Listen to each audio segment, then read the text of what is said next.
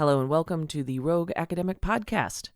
While I had every intent of putting together another lively, informative episode for you, every single thing I tried to edit felt disingenuous and ultimately that it didn't matter.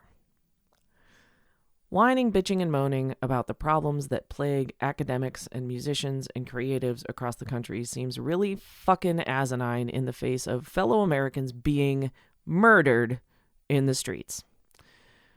To date, ICE has murdered 9 people in 2026.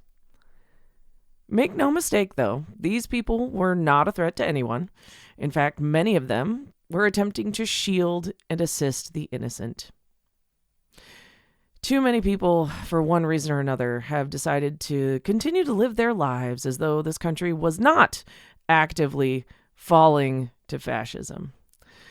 But so long as I have a platform, I refuse to be one of the complacent, sheep-like bystanders. I've recorded a slew of intros before this one, and not a single one of them can truly convey the depth and intensity of my feelings on the subject.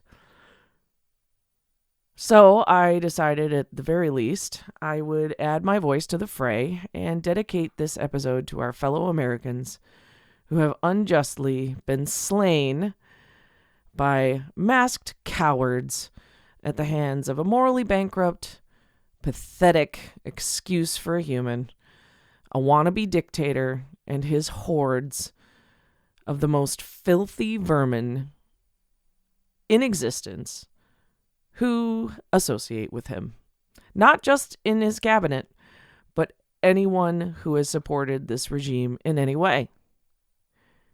You are to blame. And granted, a great many of my listeners probably don't side with this asshole. But if you're one of those people that just didn't like her laugh, this one's for you. Today, we remember the lives of Geraldo Lunas Campos,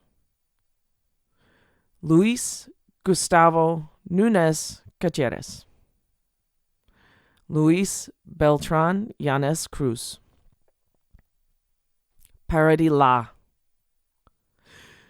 Victor Manuel Diaz, Eber Sanchez Dominguez, Keith Porter, Renee Good, and Alex Pretti.